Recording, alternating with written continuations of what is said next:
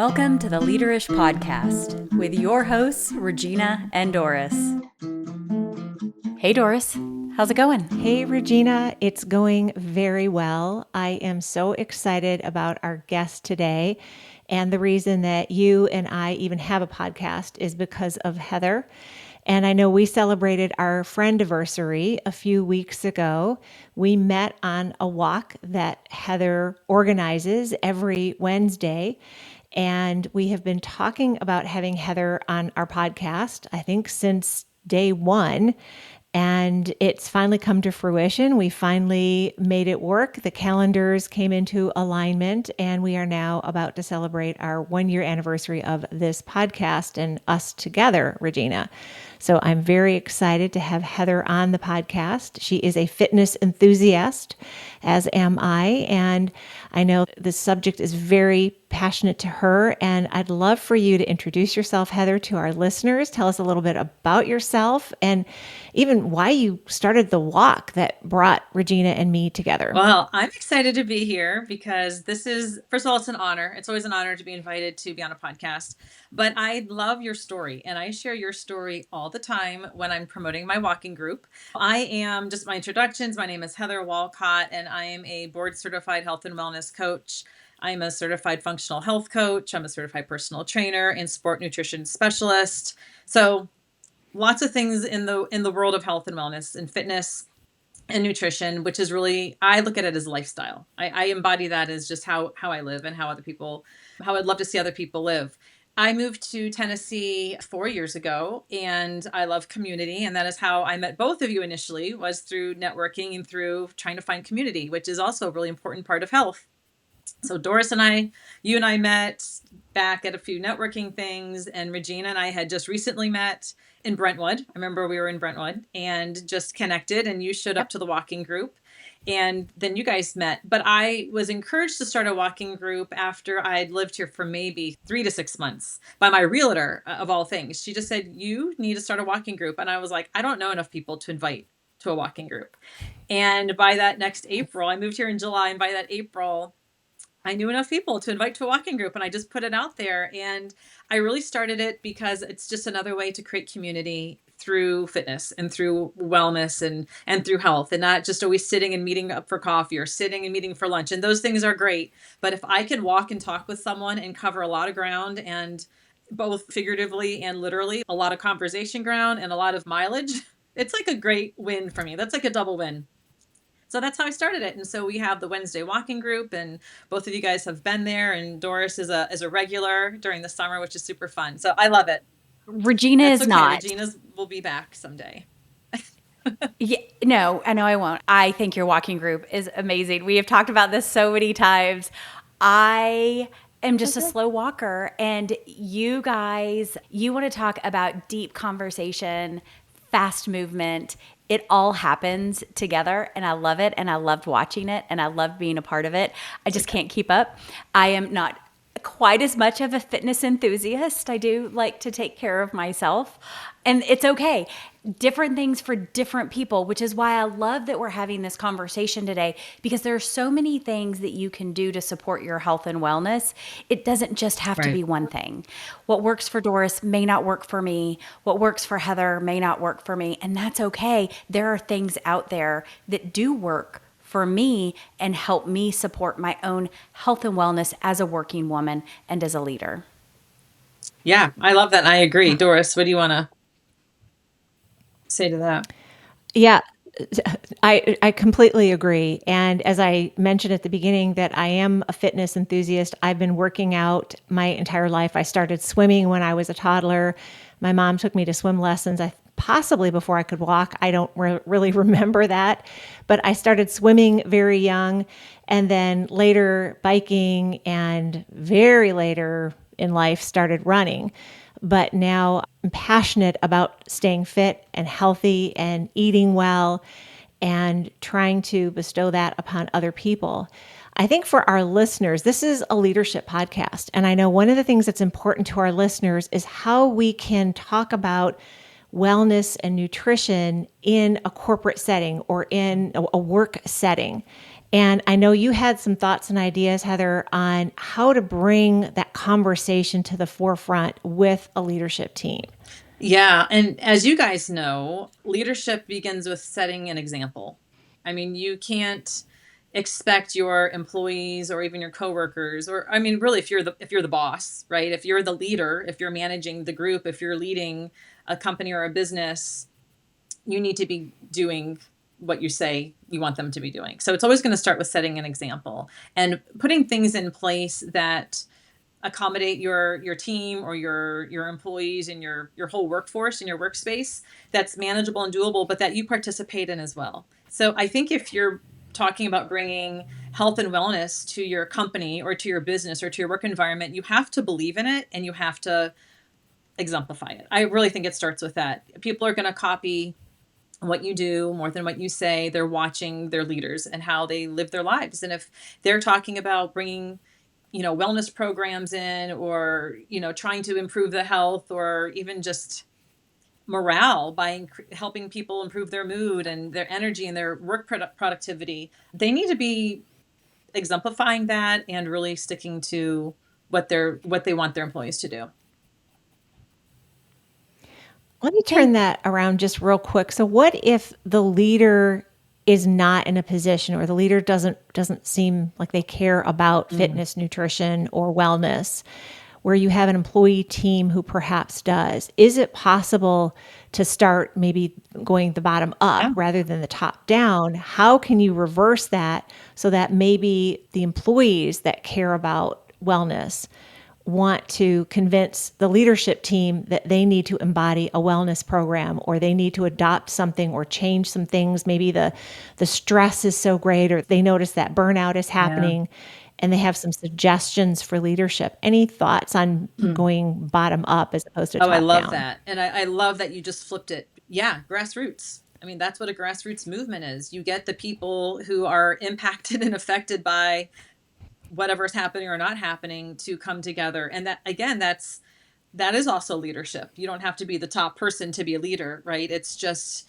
taking action and walking a talk and getting more people involved. So I love that. I love a grassroots movement. I think if there's a handful of people in a company who love to walk at lunchtime, or want to create a step challenge, or want to have a rotation of bringing healthy snacks into the whatever their break room is, and it's like igniting a fire, right? A fire starts with a spark. So very good point, because it doesn't have to be the boss person. It doesn't have to be the boss man, the boss woman that implements all these changes. It can be someone who's just an employee who cares about something and getting a few other people together, a few other coworkers, and just starting something, because that lights the spark and it becomes contagious and you get more people involved. So sometimes that's even more effective because you're doing it with your peers, and you're doing it with your coworkers, and you feel like you're maybe more with your people doing it with your peers. I also think that a leader can bring great change and ideas and excitement and enthusiasm to wellness if they're excited about it as well. I think it just takes one person or a couple people. I don't think it really matters where you are in the corporate ladder. I think you can be anywhere. So when I worked for an organization, and they had one of their office locations was a warehouse production floor. So huge space, air conditioned, amazing. And what we had noticed were there were a few people that during their breaks or their lunchtime would walk the production floor. And that was the spark that started trickling. Now people who didn't actually work in the warehouse, who worked in the office, started walking, which in turn created this movement to measure out, to figure out how many times you had to go around to get a mile. And you could track that. And then there were footprints. So now you had footprints that were like, you got this, keep going, you can do it, motivational footprints. The spark kept growing into a fire, which then turned into a walking challenge in the building, where different employees would join the challenge and then keep tabs of how much they walked in the building. And then there were prizes Oh given yeah. away, simple prizes or whatever. But you're so right about the spark. And it didn't even dawn on me. It wasn't an executive that said, we should turn that into a walking path. I mean, it's air conditioned in there. It's a quarter mile around or a half a mile going around. If you walked it twice, you got a mile in. It wasn't a leader who did that. It was an employee who just, her and her friend would walk every day. And we noticed it. And then more people started doing it. The spark of Yeah. wellness. What were the health benefits that the employees noticed, Regina? Were there some benefits beyond just the prizes and the challenges from a fitness perspective? Oh, I mean, for sure, right? I think that anytime you get your body moving, you see less foggy brain, right? You have more blood circulation, you're more productive. When you go home, you don't feel bad about yourself because you've taken a little break to also care for yourself. If you get a lunch hour, maybe it takes you 15 minutes to eat. So, what are you going to do with the rest of your 45 minutes? Don't go back to your desk. That's the hint. The answer is don't go back to your desk. Go do something. And the overall well-being was increased, but also the sense of community, because now you start walking with people that you didn't know. So we're going back to right where Heather started, the sense of community. You start meeting people in the organization that you'd never met before because you're now walking the track together and you spark up a little conversation and now you're making And friends. So you've and you got just both. found another person that maybe you didn't know at work who has the same interest as you do. They like to walk or they like to move, and maybe you would have never interacted with that person because you're on different floors or different departments, but it's a common love or interest that you have, and then that connects people even more and creates another sense of community. And like going back to my walking group, I've got women who show up who are from different areas of my life. I mean, everyone pretty much goes because they know me in some capacity, whether it's online or, but like you two didn't know each other. I'm bringing these women in together from my son's elementary school to my daughter's high school to Women Connect or whatever it is, and they're finding that they have a lot in common in other ways. And so, yeah, you find that in the workplace. Just because you work at the same company doesn't mean that you know each other or that you all have the same common interest until you start engaging in activities that connect you. It's great. I love that story. So Yeah. 62% of employers report in healthcare costs due to wellness programs. So Wait, say that again. Hold on. What did you say? 62% of employers report a reduction in healthcare costs due to wellness programs. So every $1 that's spent on wellness brings an ROI of $2. Think about it. you Oh get my your you get your goodness. employees, well, you don't get them, but they get themselves. Someone gets them walking. Let's just use your walking example. So all the health benefits that come with Sure. walking right now, we see a lot of behaviors are chain reaction. So they start walking better, so then they start thinking about what they're going to bring for lunch, or they're not going out for fast food because they're staying back to walk with their coworkers or whatever, right? So these behavior changes start having a domino Yeah. effect. And now maybe you've lowered maybe their blood pressure's lowered, maybe they're making healthier decisions, they've lost some weight, their immune system has strengthened, they're taking fewer sick days.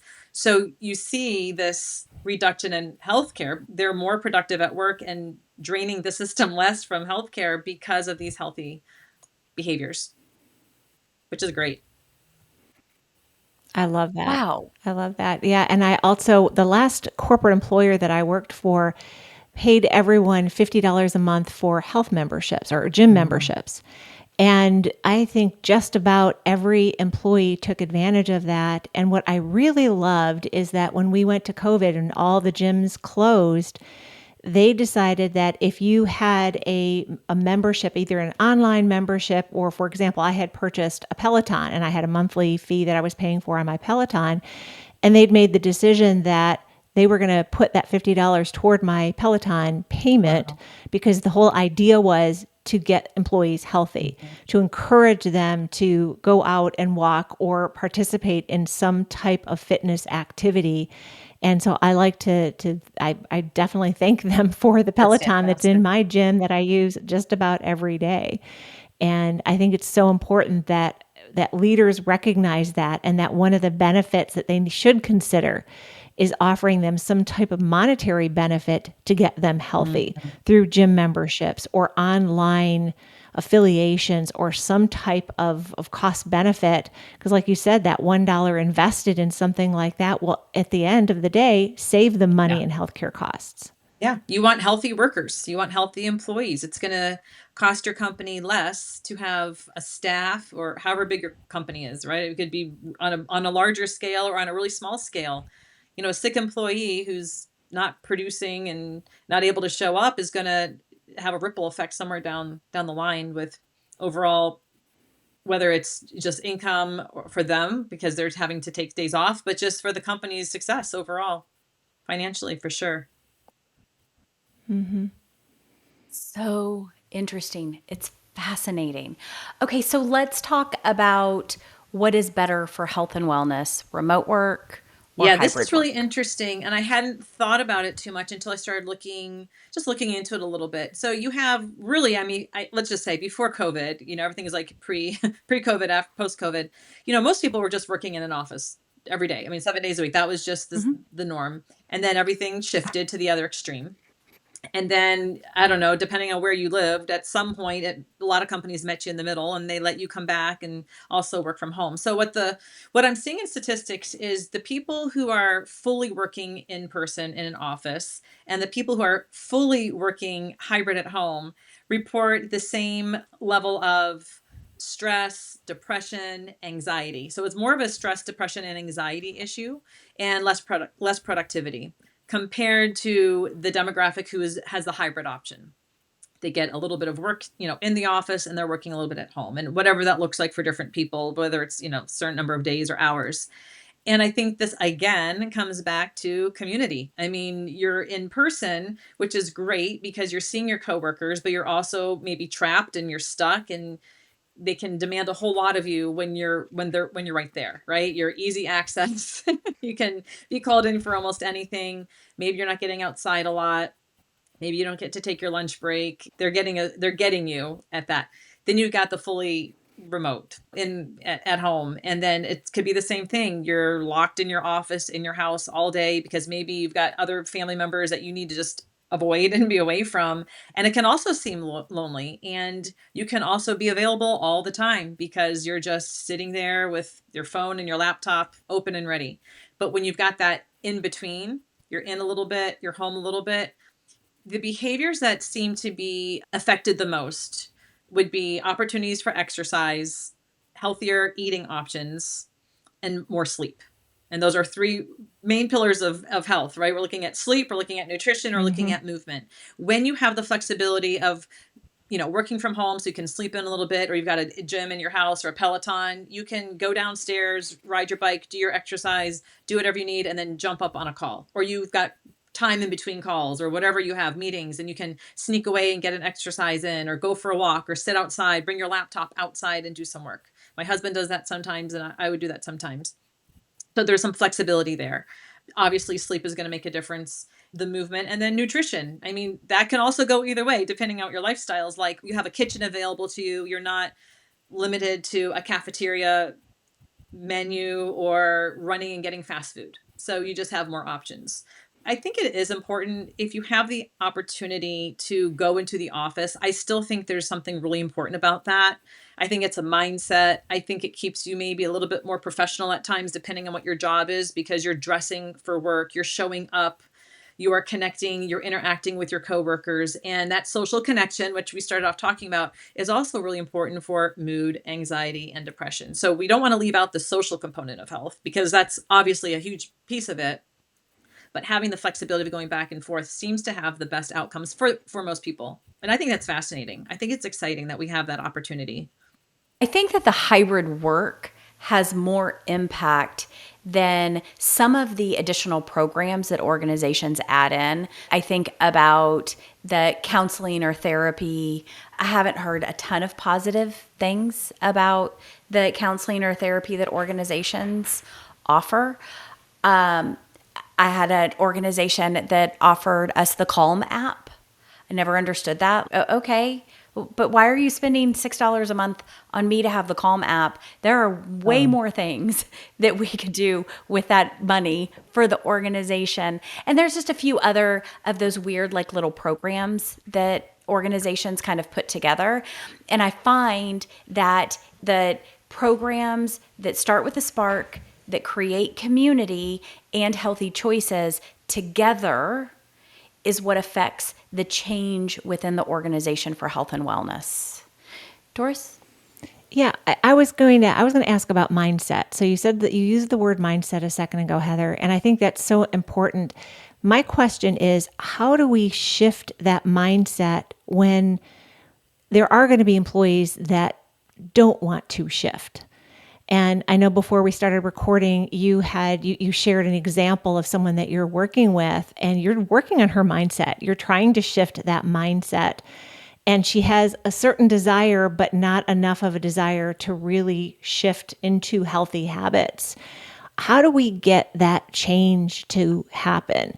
I used to work with someone who just wouldn't quit smoking. I just kept harping on him. And obviously, when you harp on someone who smokes, that's not going to get him to stop smoking. It never works. And I wanted to share pictures of what a lung looks like when you smoke your entire lifetime. But I don't think that that doesn't impress somebody. That doesn't get them to change. If you don't like to work out, you may not work out. But how do we get that shift to happen, that mindset shift? That's a great question. And it really is it's probably one of the harder hills to climb in coaching and in working with people, because there's the stages of change.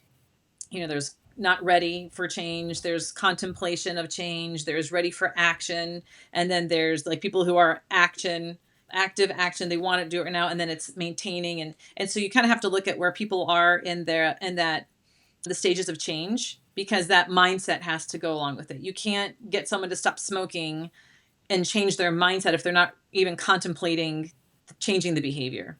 So you have to meet people where they are. And I have worked with a lot of clients as a coach that have been all over on the spectrum of mindset. They're so ready, they want to do it now.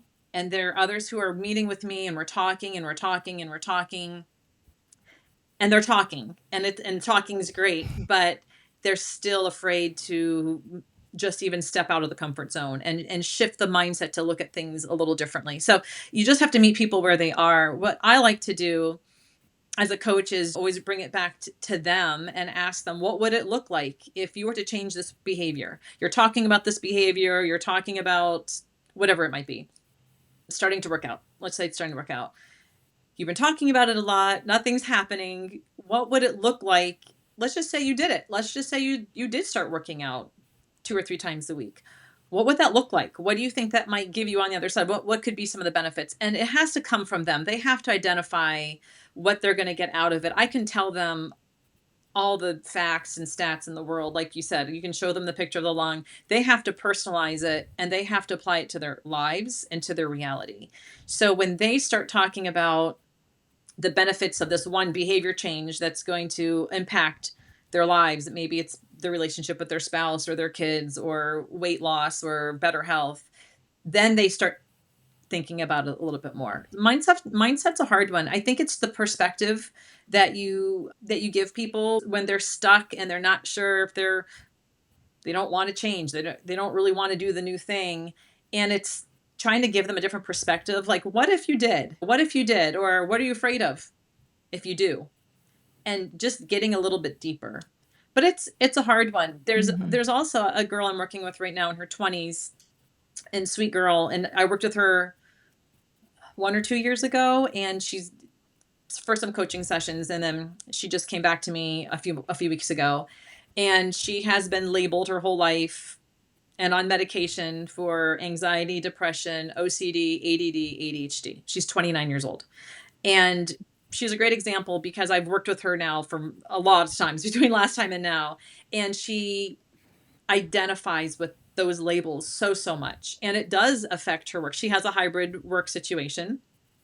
because she leans into that, well, my OCD was really bad today, so I just wasn't able to get anything done. And my ADD, I just was all over the place. And I had an anxiety attack. And so she's just living this an identity. And so even in the workforce, in the workplace, people who have these labels upon them or an identity that they identify with, I'm just lazy. I'm not an exerciser. I don't eat healthy, whatever it is. And we finally had a breakthrough conversation where I told her, if you want to make a change, you have to change the identity that you're associating with. So you're this person over here right now, but are you ready to become this new person who does things differently and doesn't attach everything to your labels and to that identity? And she is. And within a week, she met with a functional medical doctor. She started doing neurofeedback. And she was really excited about it, but doing the neurofeedback was her idea. We finally had that call and that conversation that said, I don't want to be these labels anymore. I want to be this new person. And that's where that mindset really shifted. She was ready to change the way she identified and the way she saw herself. And again, that applies to anybody in their job, in their lives. It's who do you want to be and who do you want to become? That is amazing. I love that breakthrough, that getting away from labels. And I know that we all put labels on ourselves. And whether it's I'm not thin enough, I'm not pretty enough, I'm not successful enough, I'm not whatever enough. And we think that's who we are, but it's not. Mm-hmm. And I think that being able to say, well, where do we want to be? Mm-hmm. And getting away from the labels and who do we see ourselves as? That's brilliant. I love that, Heather. Thank you. Heather, what can leaders do to help their team members or the people that work with them or around them? What can they do to encourage personal responsibility for health? I mean, and without like the judgment zone, because that's a fine line between encouragement or feeling like you've been encouraged and feeling like you've been judged. What could leaders do to help encourage that? I think a good leader listens more than they talk. And I would maybe a little indirect, a roundabout answer to your question is talking to your employees and your coworkers about what they feel like their needs are or what they would be interested in doing and listening to them before trying to implement something. Maybe talking about some pain points. What would encourage you in the workforce, or what would encourage you at work to make some healthier decisions or to take a longer lunch break and get outside? I think hearing from your employees or your or whoever it is, touching on their pain points and then addressing them instead of appointing and assigning, this is what we're going to do, this is what I want you doing. I think it's just listening. Even having a survey. What would you like to see? What do you like that we're doing that you want to keep? What are some new things that you'd like to implement that's health, towards better health and wellness in our workspace? What are we currently doing that you think we should get rid of that's not helping and that's not contributing to a healthier work environment? And get that feedback before you make any big decision, because the thoughts that you have might not really align with the pain points of your employees.